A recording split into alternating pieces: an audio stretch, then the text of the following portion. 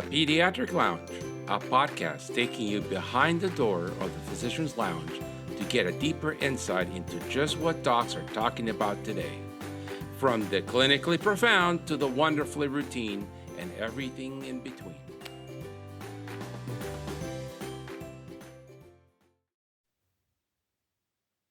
Hey, George, it's another Tuesday, a wonderful Tuesday, and we have a really phenomenal person. I don't know how he does what he does, because he does a lot on the show today. Yes, today we have Dr. Chris Peltier, and the topic of discussion, pediatrician, professor, business partner, CIN leader, and advocate. I didn't know all those words could go into one person's CV, but I guess it is. He's also a husband and a dad. Oh yeah, I forgot about that. Take it away. I'm excited to welcome Dr. Chris Peltier to the Pediatric Lounge today. I've heard first about Dr. Chris on Leah Gagino's Pediatric Meltdown podcast, where he shared fascinating insights about the independent pediatric practice and the future of the field. What caught my attention from his appearance on Pediatric Meltdown was his thoughtful discussion about the rewards and challenges of private practice, the importance of supportive peer networks, and how we can sustain our passion for pediatrics while navigating today's complex healthcare landscape. Dr. Peltier represents that perfect blend of clinical excellence and dedication to teaching the next generation of pediatricians. So I am thrilled to have him share his insights in the Pediatric Lounge today. Welcome, Chris. It's a joy to see you. Guys, thank you. It's a pleasure to be here. I'm very excited. Thanks for having me. If you listen to the podcast once, you know that we always ask you, why did you become a pediatrician? That's a great question. I think I knew when I started medical school a long time ago that I was going to do something primary care related. I knew that I did not have the technical skills, nor really probably the personality and that sort of drive to be doing something surgical. So then I started medical school, get your clinical rotations, and just the more adult medicine I did, the less I liked it. And I was just happiest when I did pediatrics. And I'm very lucky. I trained in Cincinnati. I got to do my rotation at Cincinnati Children's, and there's something about kids, right? I joke, I think I'm just a big child anyway. So it was the perfect sort of career for me, but kids they're just fun. And I think pediatrics attracts a certain type of person, both physician as well as ancillary staff. And it's just a joy. It's just a joy to go to work. So you're like me. You remember that Toys R Us jingle? I don't want to grow up. I'm a Toys R Us kid. My jingle exactly. Is, I never grew up. I'm just a kid. That's right. I feel the same way. Tell us about your independent practice and, how many partners do you have and why do you do it that way? Yeah. I work for a partner in Pediatric Associates of Mount Carmel, which is an independently owned private practice in sort of suburban Cincinnati, Ohio. We have been around since 1972, and we currently have, I got to count because it's changing. Next month, we're having a new doc join. But right now, we have 9 partners, 10 full-time pediatrician who will become a partner. We're getting ready to add our 11th full-time pediatrician. Next month, we have 1 part-time pediatrician that works 2 days a week, as well as we have a full-time triple board, adult psych, child psych, pediatric boarded child psychiatrist who does 100% child psychiatry for us. Again, I've been in practice for 26 years now. I've been a partner for 24 of those. Our philosophy is, and our feeling about independent pediatrics, I think we are very intentional when we interview and look to hire a new physician. We try to look for somebody that wants to be in it for the long haul, that ideally is going to be able to settle with roots in our community, that they're going to be able to stay and grow with the practice, become a partner, and then eventually, as partners retire, then ascend and take over some of the management. So your management structure, do you have an executive committee that does most of the managing? Because 9 or 10 people is difficult to get them all to make a decision. It definitely is. So we have 1 managing partner. He's been our managing partner for over 20 years. I've had 2 managing partners in my career. Our first one retired only about 20 years ago. And that's when my partner, Mike Chamberlain, took over. And he did the day-to-day work. He gets 1 day a week protected time for management. He also does a lot of work outside of the office. And so has some extra compensation for that, but pays the bills, follows all of our trends and everything, and then makes suggestions. We do make decisions as a group. We meet every week. And I think that's one of the things that's kept us around for so long, is that every Monday morning from 7:30 to 8:30, the partners meet along with our managers, our practice manager, our front office manager, our billing manager, and our clinical manager. We meet every week, where sort of the first part of the meeting is devoted to any clinical issues. Hey, I saw this kid. I'm not sure who I should send them to or what should I do? Hey, if you're on call this week, this kid's out there. He's been sick. This may be what's going on. And then the rest of the meeting is also devoted to business and running the practice. So when you guys make a decision, is it a consensus-driven process? Like 6 out of 9 have to agree? Yeah. Most of the time, we talk about things and it comes as like an informal consensus. And if nobody voices opposition, say, so it sounds like we're all in agreement and we're doing this. There have been times though, we've had to make some much tougher decisions. And so we use a majority. So if there are a majority, so 5 out of the 9 partners vote, that's going to be how things will be. And we don't usually do that all that often. Again, most of the time we're going to come to consensus. It may take us a couple of weeks if it's not an urgent issue and we're trying to figure it out and get more information. But I think it's the longevity of it too. We have many of our partners. I have 1, 2, 3, 4. There's 5 of us that have been there for almost 25 years. And then we have another partner that's been there 15 and then 10. And we've had a few younger physicians. So we have a nice range of sort of experience in our practice. What is your experience with finding that physician that is in it for the long haul? So I can only speak for us. We have been very lucky. Like I said, we have only had ever in our practice, one person leave our practice that essentially didn't retire. And so for us, we've been very successful in that. It may mean we wait if we hire candidate, if we're interviewing candidate and we just don't feel like it's the right person and we're not in dire straits where we could maybe wait a year. We may wait a year because we really want to have the right person that hopefully is going to be in our practice long term.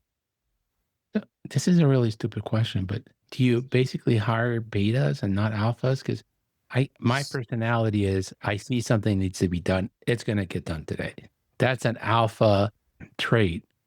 And I think if I had to wait for 9 people to agree with that, I would hit every wall in the office before the day was over.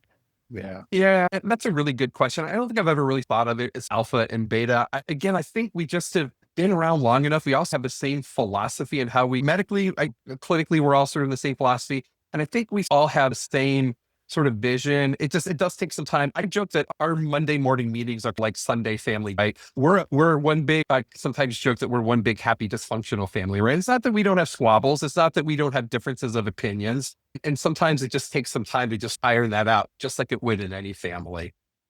Because I'm a purist.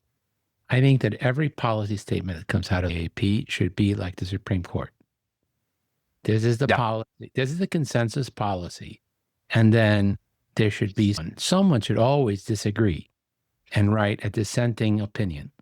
That's really interesting. Yeah. And then both should be published so people have an opportunity to say, okay, in my practice with my patient, with this patient in this day, I'm going to do this, not that. Or, I'm going to do what they said. It seems to work. But it would be so wonderful if everything we did in science came along with a dissenting opinion, a respectful one that says, this is why I dissent. It doesn't mean that they're wrong. It doesn't mean that they're evil. I just dissent because of this. Maybe people should pay attention to this and that. I was just really, because that's how science advances.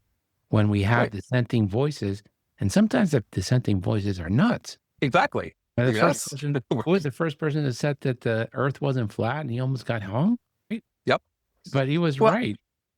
Exactly. And it's interesting. I never thought about it in the realm of policy statement, but I think you hit on a really good point, Herb. I think there is not so much to that degree, but because it's going on right now, if you've ever been to the AAP's, what used to be the annual leadership forum, it's now the annual leadership conference where they go through the process of resolutions, right? So there is that process where you can locally dissent and they have the reference committee calls. And then if you're one of the voting persons at the meeting, it's a give and take back and forth, pro con, and the academy has it there, but that's a very interesting thought to have like a dissenting opinion on a policy statement.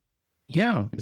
Not that I read a lot of the Supreme Court opinions, but once in a while, like this last one on the task force on preventive services.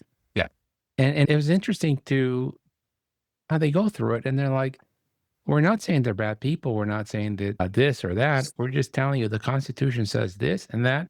And this is what it is. And the HHS secretary has the right to fire and hire at will. And that's the end of the story. You might not like it, but that's what the Constitution says. Sure. They don't say it like this because I'm too blunt and I'm not. Right. But they basically say, if you don't like what the HHS secretary did, ask your congressman to impeach him. That's what's in the Constitution. And then vote the current administration out. That's the solution. Yep. Exactly. But I like that. This is what we're thinking. This is why we came to this conclusion. And we know that not everybody's going to be happy and we're not going to always be right. I have some differences with the Leadership Council now, but I won't mention them on air. Fair enough. Now, you also do a lot of research in the office. I do. Why are you involved in research? Clinical research in our office goes back, almost 25 years. And the person that really brought it to our office was my very first managing partner before our current managing partner. And really, when we decided to do it, and then I took over and I said, our site PI. So we do clinically sponsored trials. We do what we do. So most of our trials over the years have involved mostly vaccine trials. We've done some infant formula trials. We've done some medication trials. We've done some asthma, some GERD, some constipation. We've actually done some device trials. There was one that never came to fruition where it was collecting spit to diagnose strep throat. There were some interesting things, and they would have to chew on a piece of cotton. It was very interesting. But I think we really ended up getting into research for a couple of reasons. Number one, I think it's an opportunity to really help our patients, especially when you're doing a treatment study, that you can maybe offer them a treatment that they would not currently have available in another setting. I do think, and boy, it's never been more obvious than right now, but we need to keep advancing science, right? So I think we feel strongly that this is how science works, right? They're developing new products, testing them, and advancing. I think back to, I started practice, I think 2 years into my practice, Prevnar 7 came out, right? So the first pneumococcal conjugate. A few years later, we were actually one of the sites that did the Prevnar 13 study. So it was really cool to be a part of that and watch that and then see it ultimately get licensed. And now, of course, we have several other pneumococcal vaccines. And then while it's not a huge thing, it is a little bit of an alternate stream of income. We do not make a lot of money on our research, but we do make a little bit. We definitely pay our costs and we make a little extra too. So again, it's just another alternative stream of revenue. Sometimes you can't control the ill season. So it just helps again with some of the financials. I think it's important because pediatricians are very kind. In the US, the pediatricians are very kind. That's not true of the pediatricians around the world. Where I trained in Costa Rica, the pediatricians had the personality of surgeon. I mean, those morbidity rounds, they went at each other with knife guns and tanks. Wow. Public cutdowns of discussing an issue or a case at the children's hospital. It's just such a different personality. Yeah. Oh, yeah. But I think universally, the pediatricians are some of the smartest people in the world. And I think research, for me at least, allows me the opportunity to learn new things, which motivates me a lot more than seeing another strep throat.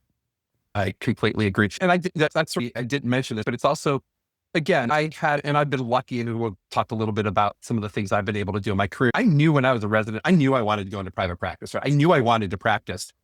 I had been a chief resident, so I had actually gotten some taste of some academics, especially medical education. And that's where I think I fell in love with medical education. And I was lucky enough to join a practice that really embraced medical education and brought medical students and residents into the practice so that I was able to do that. But doing research, even though I love being a private practice doc, it helps scratch that itch of a little bit of academics. You're doing some studies, and I've actually got to help publish some studies and be a part of some abstracts from some of the studies we've been a part of. So that's been a nice sort of personal thing for me. Yeah. So how do you deal with physicians that are part of this study, whatever it may be, and their comment, I'm already busy. You want me to fill out a form? You want me to do this? I can't do it. I'm too busy. Yeah.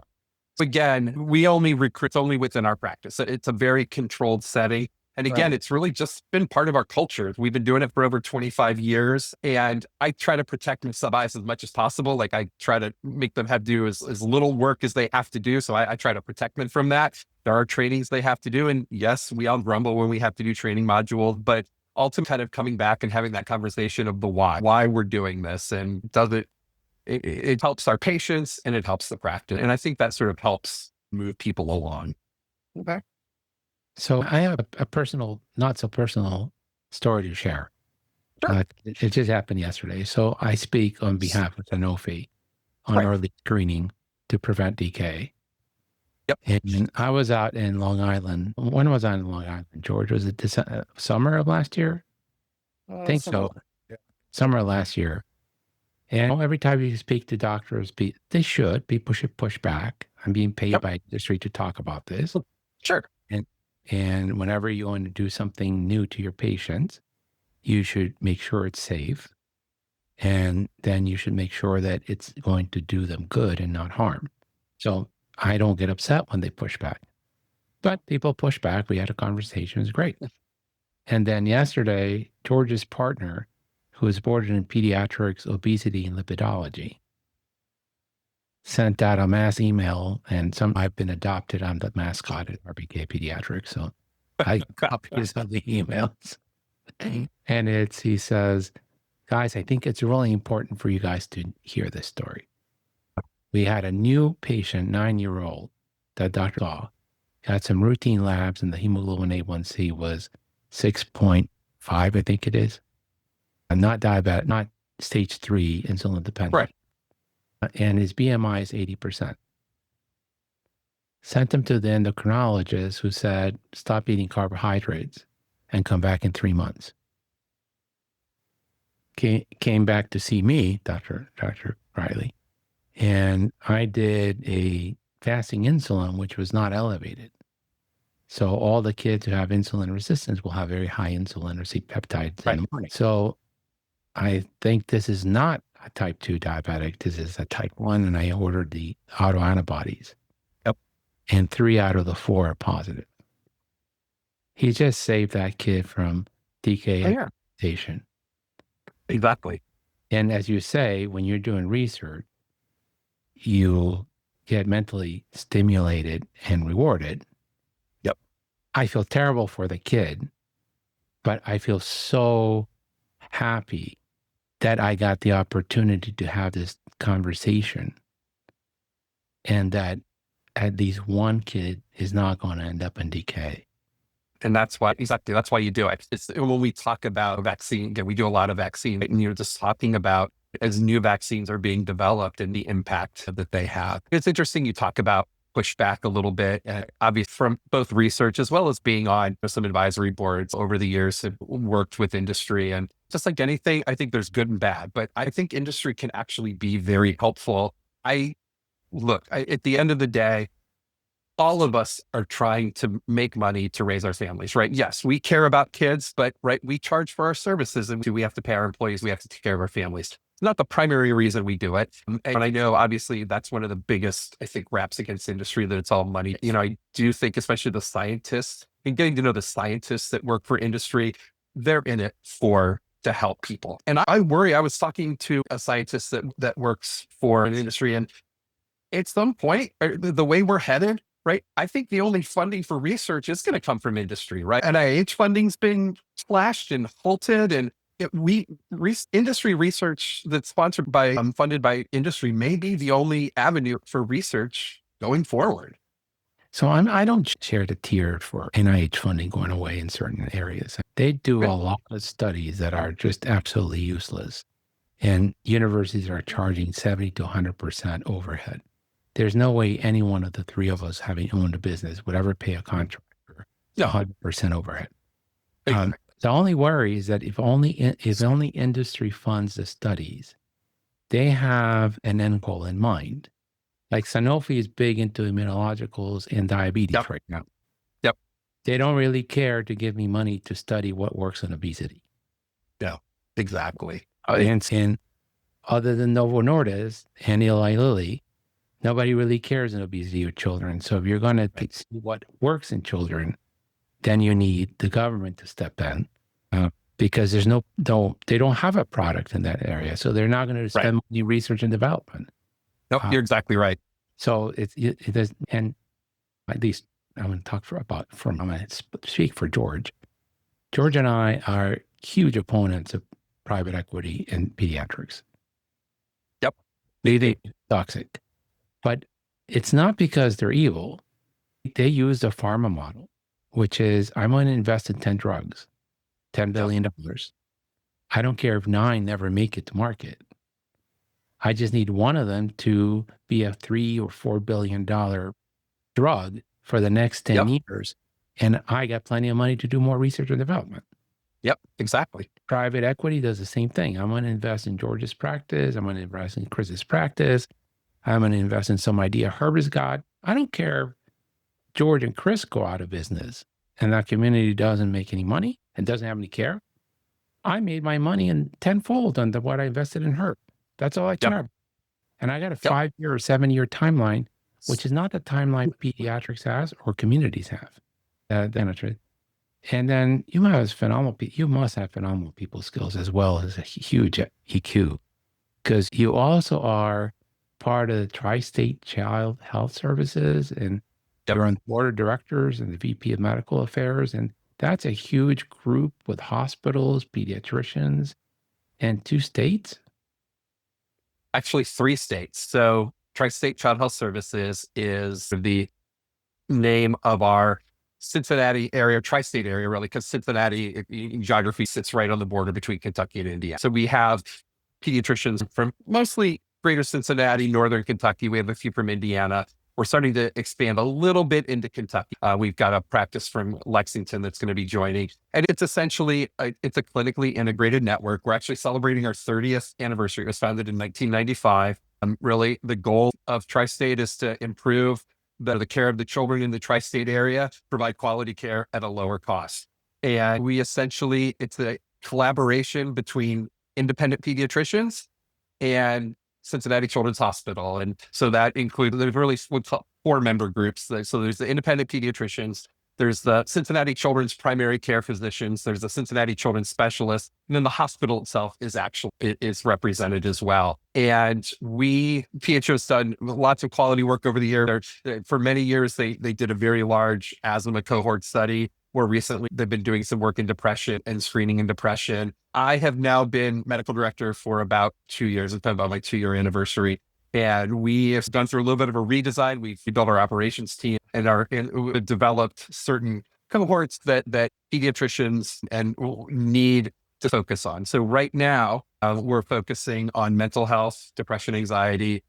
We're still doing asthma work, constipation, right? So the goal is we should be treating most constipation we should be treating in our offices. They don't need to go to see a pediatric gastroenterologist. We need to save them for my kids with EE or other things that I can't manage, and that helps save payers, right? Because it's going to be less expensive and probably better to keep them in the medical home. We're also doing primary recurrent headaches. And then we're developing a cohort on obesity. So really, that's a beast in and of itself. And we're trying to figure out how to tackle that. We're going to look at some dental work. We're also doing some work in the perioperative space. So going to work with our anesthesia colleagues in Cincinnati Children's, and how can we help provide education to both pediatricians and families, increase the rate of same-day surgery cancellation. So maybe the parents didn't quite understand what NPO meant, or the family calls the pediatrician because they're sick. Should they go to the surgery? So those are all the things we're working on. And we really do, we develop educational modules that we send out to our members.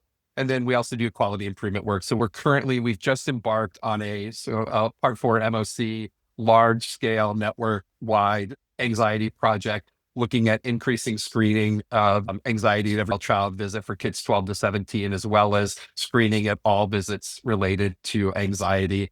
And then obviously some of our outcomes we're looking at are decreased ED utilization, decreased hospitalizations for anxiety, very similar to what we did with depression, where we did see a decrease in both ED visits and hospitalization. It's really a unique, not only for patient care, education, quality improvement, but again, especially for those of us in independent practice. And one of the reasons I think we're still have many. We currently just have 27 independent practices in the greater tri-state area, because through the PHO, we are able to share PHO network level contracts. We have very good contracts with private insurance, with the exception of Anthem. Anthem is completely separate, and we're trying to work with them. And then, of course, our managed Medicaids. But it's a win-win for practices, for the patients. Yes, again, but George, you go back to that question about research. Why do I do this? Why do I have to do this QI project? Why do I have to fill out? Why do I have to watch these educational videos? It's because by doing this, it allows us to get you a really good payment rate. So at the end of the day,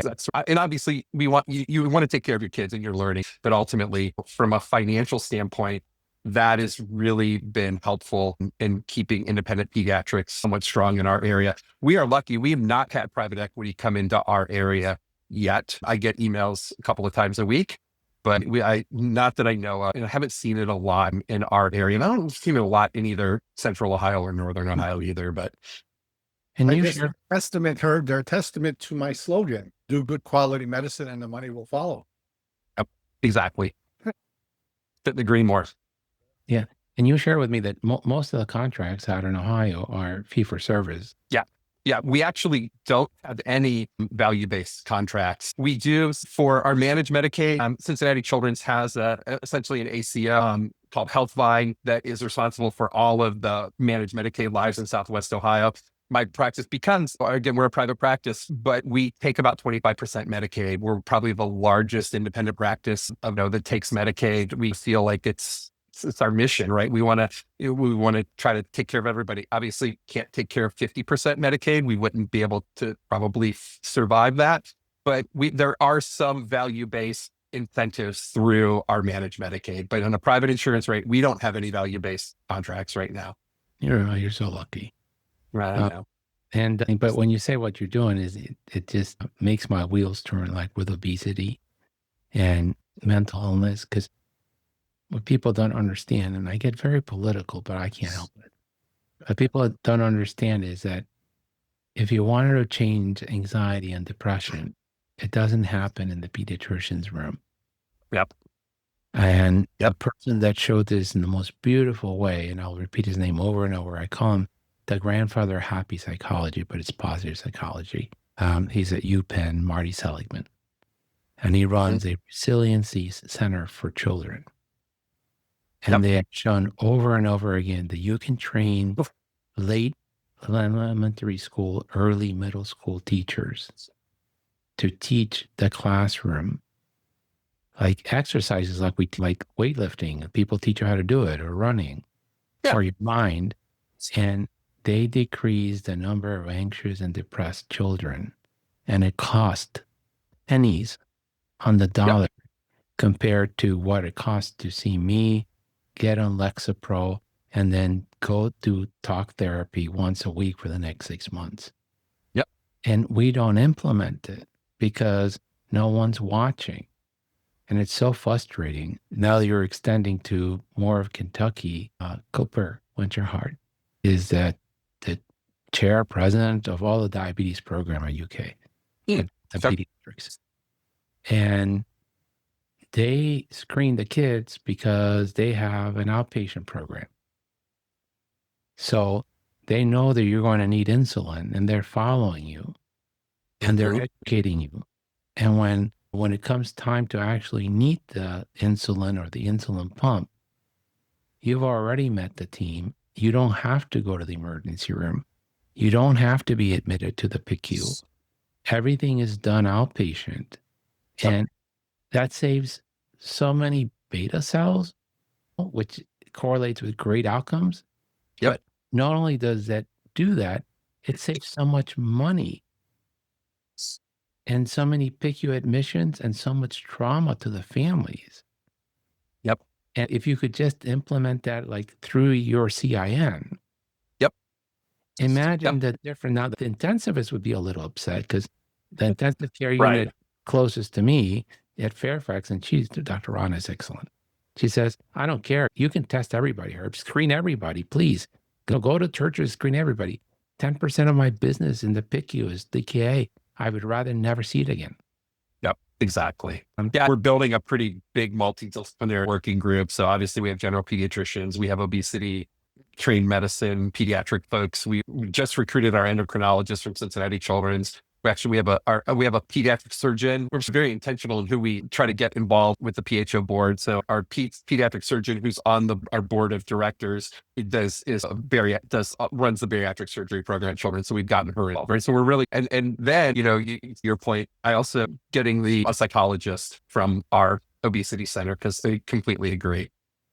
So we don't have any of those resources, and so I think what is inexpensive in works is physical therapy, Yep.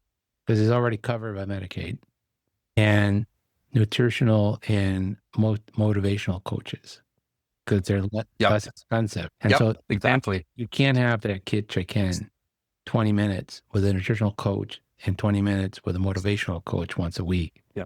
Where we don't have the workforce to do that, we would go bankrupt. If I spent an hour with an obese kid, exactly. Yep. we would go bankrupt. So we can't do it. So we have to work workforce multipliers. But I think that's where the future of medicine. And what people forget, and I hate, everybody's got bills to pay except George.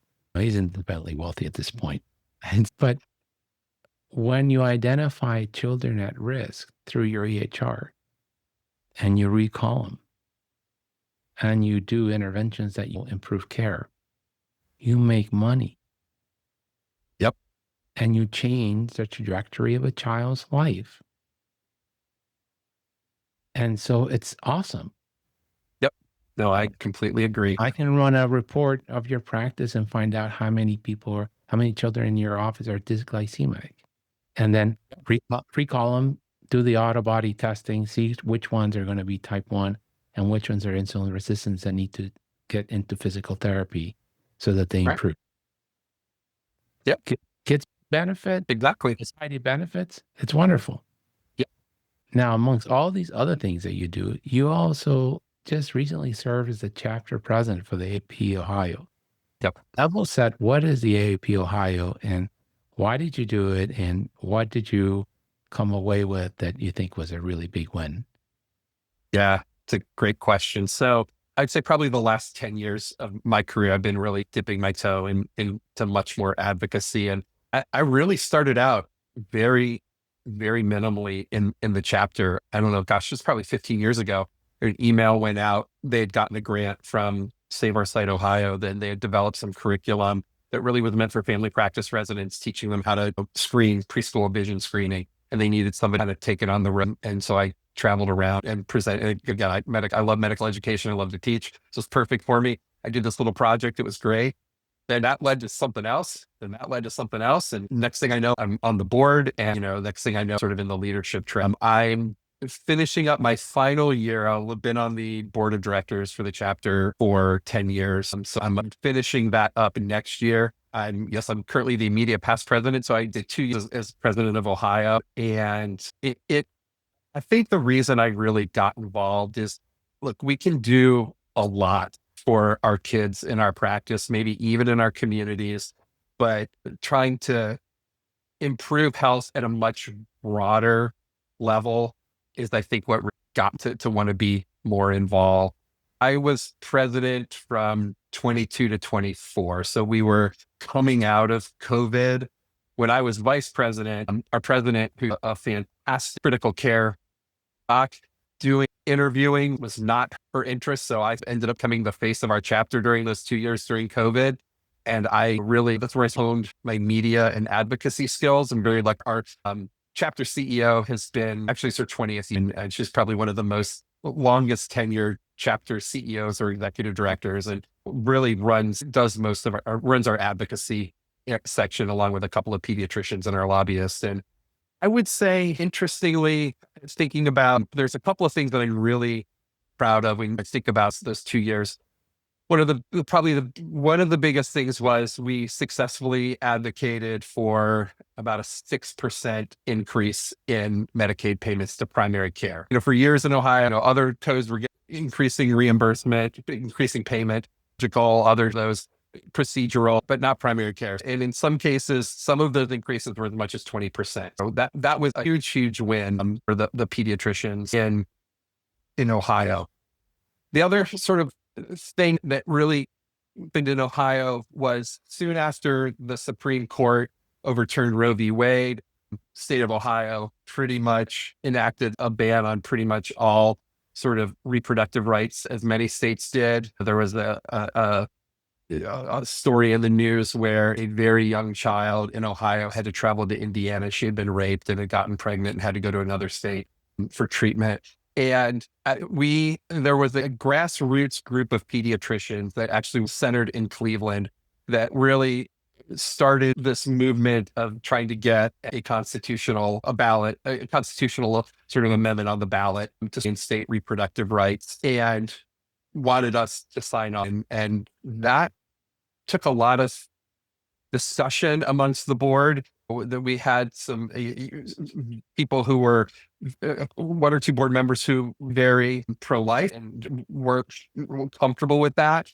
And when we did this, we actually, obviously some feedback from our members, they didn't agree with that. But really, I think at the end of the discussion for the board, it was really about reproductive rights and services for our adolescents, and that we felt very strongly, and we battle with vaccine issues all the time, right? That really government doesn't belong in the exam room. That's a discussion between your healthcare provider and the patient. And so we were the only sort of state medical agency that took this on. Obviously, none of the Children's Hospital, none of the other state medical associations. And the ballot initiative passed. So again, those were some treacherous waters to navigate. But I think in the end, health for our adolescent population is better because of that. That's wonderful. You have a good alliance with the hospital system. We do. Yeah, we're very lucky. In Ohio, we have 7 children's hospitals. So we have some very strong children's hospitals. We do. Yep. Wow. And so when you talk about it, the two thoughts came to my mind. One is that you have to be careful when we talk about the government not intruding to the exam room. Because the reason most people vaccinate, unfortunately, is because they can't go to public school unless the government intrudes into our relationship. That is true. You live by the sword, you die by the sword. Except in Ohio, where even though the government requires it, you can have a philosophical exemption and basically say, I don't believe in vaccines. I'm just not going to do it. And you can still go to school. Yeah. Yeah. You can't spare everybody. I mean, Curious, Chris. So you said you have 7 children's hospital systems around. Yep. Why did you pick the one you picked? Because it's in his neighborhood. Oh, it's in the neighborhood. You said He's Cincinnati Children's, and he's in Cincinnati. Yeah, thank you. I can tell you. So, George, I grew up in Cleveland. I went to undergrad and medical school at University of Cincinnati. I did move away briefly, short distance. I did my residency at Riley Children's Hospital in Indianapolis. But really, Cincinnati, I had connections there. I knew. It was funny. I think one of the reasons I'm so passionate about, there's many reasons I'm passionate about it, but about community preceptors taking learners is when I was a 4th-year medical student, I did a month in my practice that I now have been a part for 26 years. And had I not done that, I probably wouldn't have gotten this. I mean, they knew me. I spent a month with them, and I knew the practice, and I knew this was the kind of practice I wanted to be in. And so it worked well. And my wife and I moved back to Cincinnati. Yeah. And then we have Cincinnati Children's. And so that's why our CI is with Cincinnati Children's. But yeah, the Ohio Hospital Children's Association and the Ohio AAP work very closely together. We're usually advocating for many of the same issues. There's some issues that really just affect the hospitals, and the Ohio AAP doesn't weigh in a whole lot, but we often work together. I have bad experiences with Indiana, so I'm so sorry you spent 3 years at Riley. It was actually 4 because I was a chief. My God. You're scarred for life. And you moved on, in the way of saying things, and you're taking roles at the national level, the AAP National. What are you doing there, and why are you doing it? Actually was doing them concurrently. So while I was also doing things with the Ohio AAP, I had some involvement with national. Obviously, when you're a chapter president or a vice president, you're highly integrated with national, right? In fact, when I was vice president, we actually would they used to have a call once a month with all the chapter presidents, all the executive directors, the board, chapter president, or the national president. During COVID, that ended up being was almost like therapy. And now I think it's maybe every 2 weeks or once a month. Now that I'm not president, I don't attend that anymore. But so you have you do a lot of work with, on that level. For about 8 years was on the executive committee for the Council on Community Pediatrics. I had actually two mentors. One was a senior partner of mine who's since retired. The other one, a retired pediatrician in Columbus, who is our advocacy chair, has been involved with the Ohio AAP for a very long time. He was on the executive committee of the Council on Community Peds, and there was a spot that opened up. He was the education chair. They were looking for an assistant education chair. It was like, you would be perfect for this. You should throw your name in it. I ended up getting it. So we created all of the education programs for the council. So we would do the Section H program that you do at NCE every year. We would do other education webinars throughout the year. And then when he rode off, I ended up getting voted on to the executive committee, and I took her as education chair. I did that for about 6 years. For me, it was a combination of two things that I really love: community pediatrics, as well as medical education, right? So it was, again, a perfect opportunity for me. And COCP, they do amazing work. There's been a lot of things that have grown out of them. When I first joined the council, that was 10 years ago, there was a lot of work going on immigrant health. That sort of took off that they actually spun off, and they now have their own section. So, let's evolve over time. You talk about policy statement, right? So COCP is responsible for pretty much all of the social determinant of health policies. So the poverty policy statement, the housing insecurity, the transportation insecurity. We're in the process right now of revising the community pediatrics policy statement and really trying to think about, what does being a community pediatrician in 2025 mean, right? What are the skills and what does a community pediatrician need to do? So that was very rewarding. I met a lot of incredible pediatricians, some lifelong friends on that committee. The other thing I currently do for National AAP, again, no big surprise, it's education related. I am on the planning group for the AAP's Practical Peds course, which if you've been to, right, sort of those bread and butter general pediatrics lectures. We get 6 subspecialist topic experts. They present lectures over about a 3-day period, half day. They're usually in really nice places like Hilton Head or Orlando or San Diego. I'm on the planning group, and then we get to moderate one of those a year. So again, I get to learn a lot from subspecialists. I get to interact with pediatricians. They're really good conferences. Yeah, they are. They really are. They're 2 or 3 days, and always in a nice place and not overwhelming. Yep. Exactly. NC is overwhelming. I can't. Oh, it is. It really is. I don't go because I look at the pamphlet. I'm like, I don't know where I would go. I'm done. I close it and I walk. Yeah. Yep. Then, what do you think the future of pediatrics is? That's a really good question. I think about it a couple of different ways. One of the other things that I've been involved with nationally is the pediatric workforce issue. If you look back at the 2024 match, pediatrics had that horrible nosedive where we had been cruising along about 97 to 98% spots filled. We dipped all the way down to around 92%. And I think that sort of scared a lot of us, what's going on. And it got a little bit better last year, but it still was below where it had been.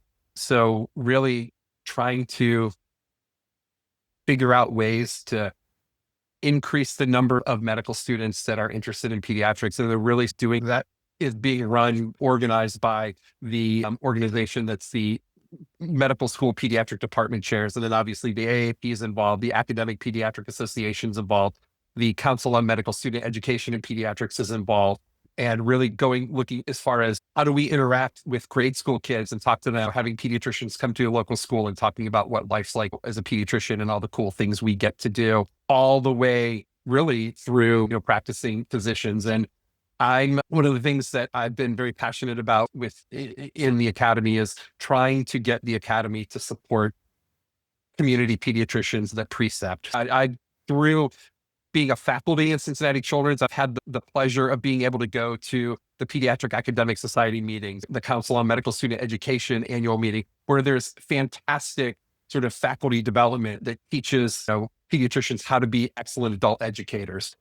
Most general pediatricians they're not going to those meetings. And has traditionally been very little of that at NCE, despite it being such a big conference. There's been very little how to be a better educator.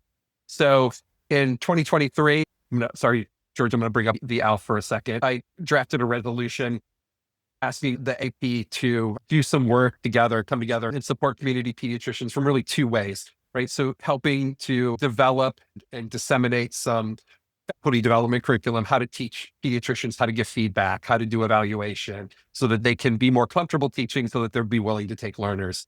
But then also, and this is really probably more from the chapter standpoint, because they're really estate dependent, looking at financial incentives, right? How can we help? Is there some financial incentives, be it tax break? The off-score medical schools will pay thousands of dollars for you to precept, as do some nurse practitioner schools. There's not a lot of money. Some UME, there's some medical schools that will pay a small amount. There is no real money for taking residents in your office. So through that, we developed through the AP a working group, the Community Preceptor Support Group. We started a listserv. We met twice at NCE, had standing room only, which was really good. Mark Damonte was there and Sandy Chung, who was instrumental in helping us get this kicked off. They came at the beginning of that session and were shocked that we had the room full. And we were like, see, we've been telling you this. People need this and want this. We actually just found out today, we wrote a perspectives piece for the AP Journal that'll be published in the next few months, again, talking about why it's important to support community preceptors. So this is one of the things that I'm leading a working group on, is through the AP and through this other group, trying to develop some curriculum that sort of distributed through the AP to help preceptors, to help pediatricians be better preceptors so that we can have learners in our office and they can see what life is like in community pediatrics and independent pediatrics, right? To show them that, look, you can be an independent pediatrician and survive, and look at all the cool things that we get to do. Then there's the other side of that. What's patient care going to look like in the future? And no, I think I know in our practice that we've seen more and more of our patients that go to urgent cares for acute care.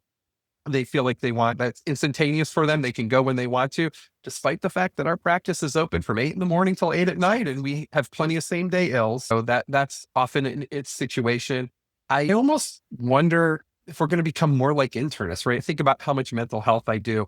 We've talked a lot about obesity and type 2 diabetes, right? Type 2 diabetes. We're going to see more and more kids with this.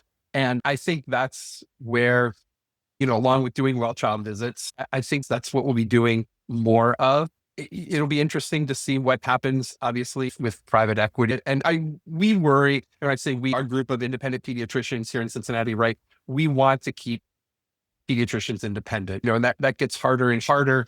I think a lot of that has to do with trying to teach your younger partners how to be involved with the business to get them to care so that you have a succession plan. Many of the practices that have sold here in Cincinnati was either really small practices that were struggling and they only had 2 partners and they couldn't recruit somebody to take over. Even a larger practice that really just for whatever reason, their younger employees, physicians, partners weren't interested in coming up through and taking over the business. It'll be interesting to see, but I still think that will always be for pediatricians. I think back to when I started to practice 26 years ago, right? I think I did a lot more acute care in the office. Now I'm definitely doing much more mental health. It's not unusual for half my days to be seeing mental health patients.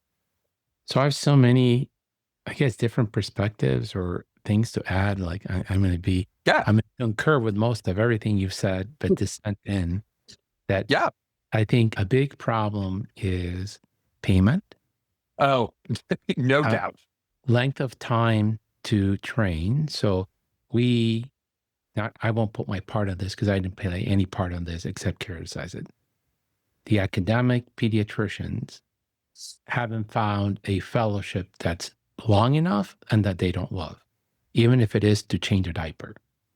And so it is true. So you can be an internal medicine doctor and you want to be an allergist, you're done in 2 years. You do a fellowship. Yep. Oh, I know. Yep. You can be an emergency medicine physician, trained in emergency medicine.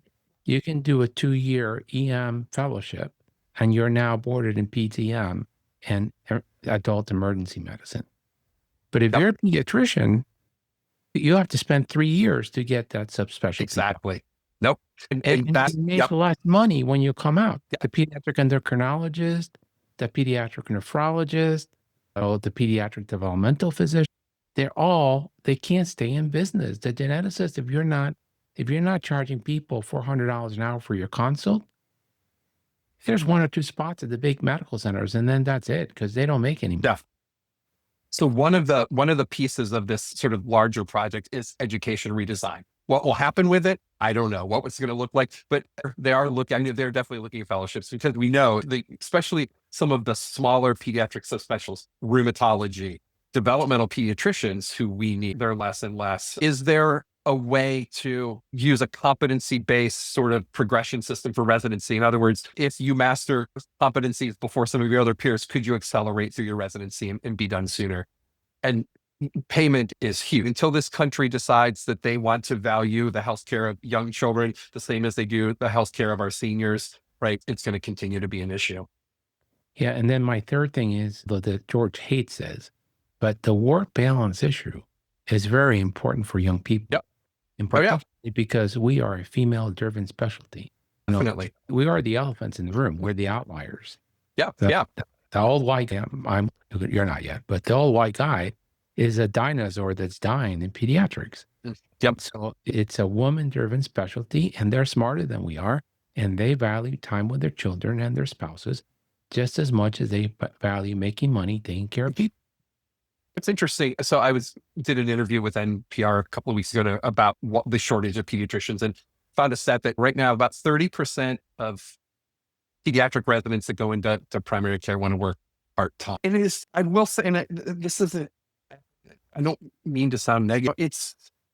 I think I view pediatrics as a call. I don't view it as a job. Yeah, it's my job, and yeah, I get paid for it, but it's really a calling. And there definitely has been, not right or wrong, but there definitely has a shift in that. And part-time is part of it. Right? You look at even how residencies have changed over the year. We used to have much more continuity. When I was a resident 30 years ago, you had the same attending for an entire month. You'd have the same team together. You took call at night, right? Now, almost everything in PEDS residency is shift-based. I mean, you can have multiple attendings come on service, off service. You're doing a week of nights, you're doing a week of days. It's very much that sort of shift model and mentality. And I do think of people that are coming out of residency and expecting that in a practice. And especially when you're in independent practice, you're never really off. God forbid you have a power outage and the refrigerators and freezers that contain your $150,000 of vaccine inventory goes out, and you bring some coolers and ice packs and schlep them to another office. That's really, I think, some of the difference. And again, I'm not saying it's right or wrong. It's where we're at today, but I do think that's a big difference. I do think, so I think the residency programs are kinder, and maybe you learn more book science. But I remember being a resident, I went to Rush in Chicago, and there was no fellows. And when I went to residency, by 4 p.m, all the attendings were down at the bar drinking wine, because we had a piano wine bar within Rush. Okay. Yeah. And then they were out of there to their families. And if the kid's not dead, don't call me. The only exception was neonatology that had either one of the academic attendings or a moonlighter, a taking call. But they weren't woken up out of bed unless you can resuscitate the kid. That they signed off the charts in the mornings, and they were spent that night in their call room watching TV. But I didn't realize, I was young, I was a second-year resident, that there were patients that were so critical that the nurses called me at home, even though I had peers, other 2 and 3-year residents covering the PICU in-house. And they would call me, and they'd go, if I don't call you when you walk in the morning, this kid's going to be a total disaster. You're going to spend 6 hours fixing it because he's too brittle. This is one of those weird kids that only likes you. And it was true. There's just some of these kids that Science doesn't work. You just, there's some animal spirit that for some reason you're able to keep them from dying, and someone else walks in the room and they crash. And that continuity is so important in critical care, but it's also very important when you're dealing with diabetic, with the obese patient, with the depressed, with the anxious patient. And I'm an alpha, so I like emergency medicine, critical care. I like broken things fixing and moving on. Yep.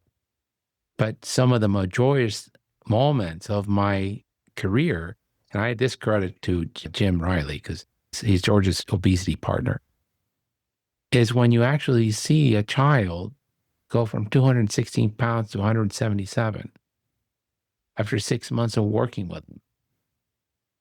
And the grandmother cries and I cry and the kid hugs everybody, and no one will ever be able to take that memory away from me.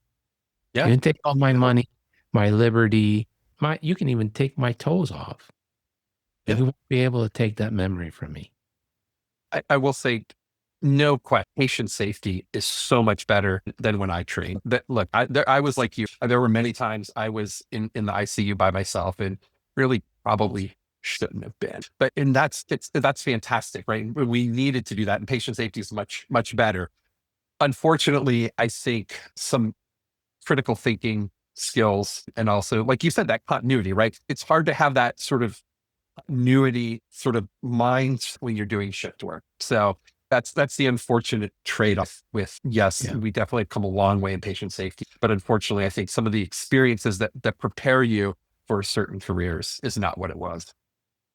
So I'm a little bit more bullish. Again, it's political. I think that what Congress just passed has two wonderful things that the white coat organizations are missing out on.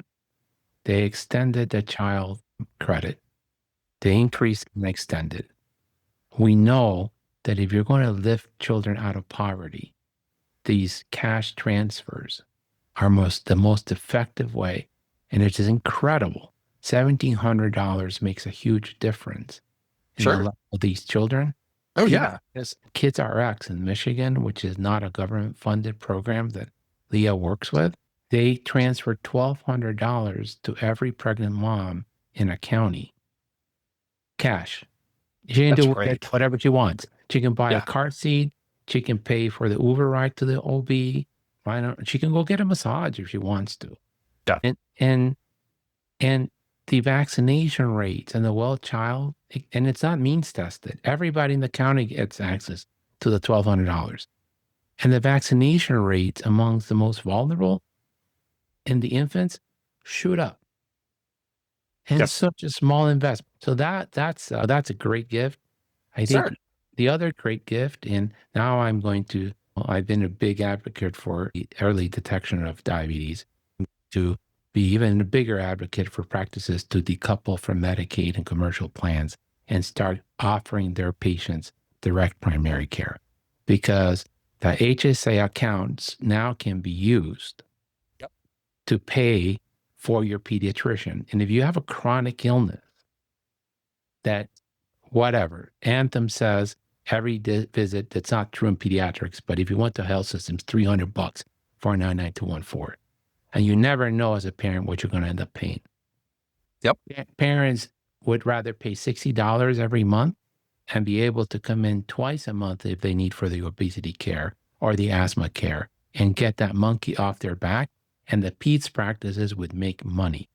It would be no friction. I don't need to see you. I'm on the phone. I don't need to see you. Everything's okay. I'll see you next week. Let's chat on video, because I want to see if there's labor breathing on this kid or not. Okay.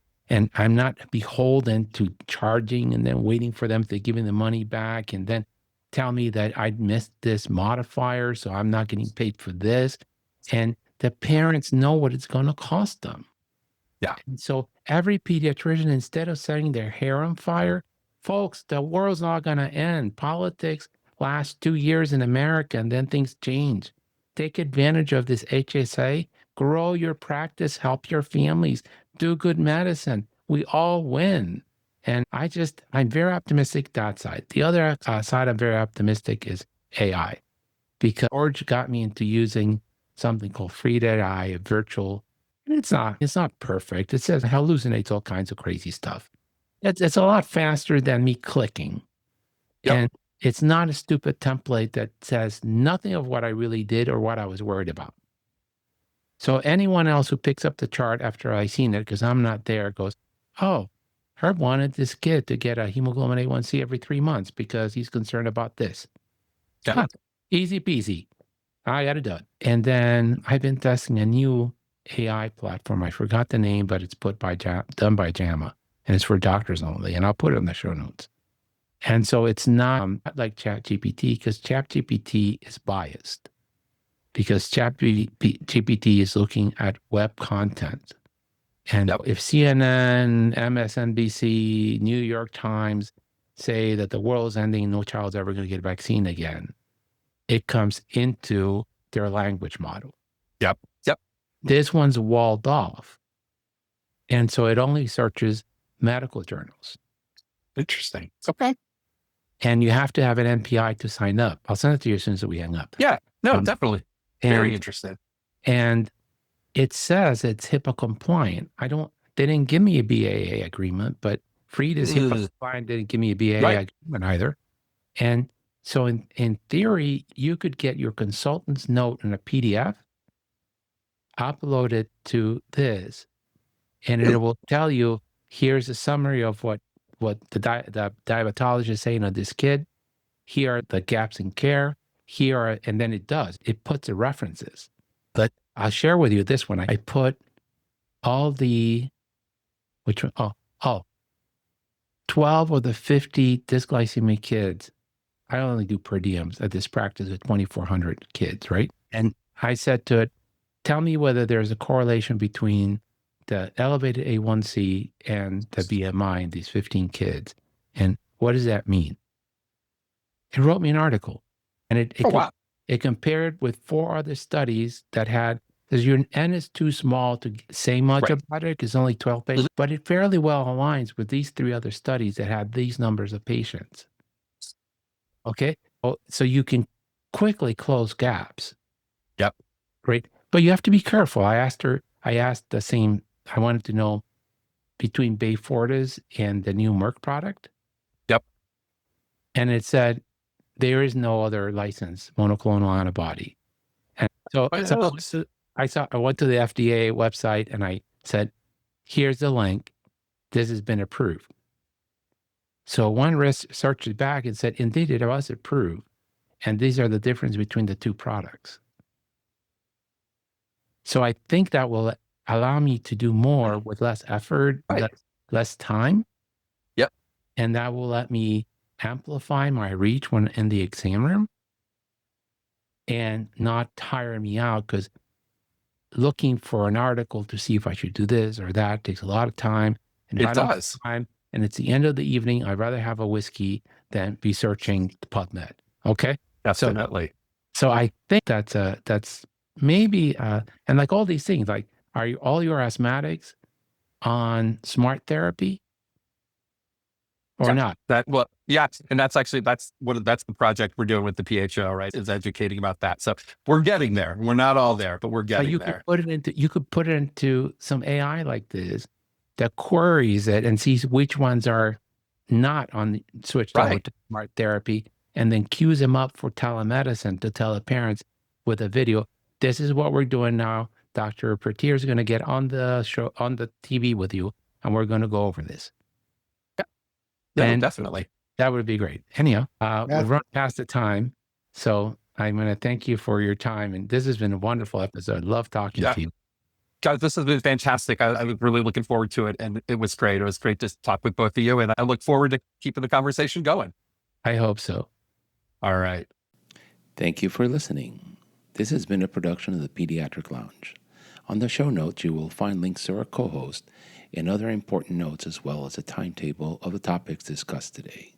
Don't forget to follow us on social media and subscribe to wherever you listen to your podcast. Leave us a great review, as it helps us greatly. In the meantime, we will see you next week. The Pediatric Lounge. The conversations are not intended as medical advice, and the opinions expressed are solely those of the host and the guest.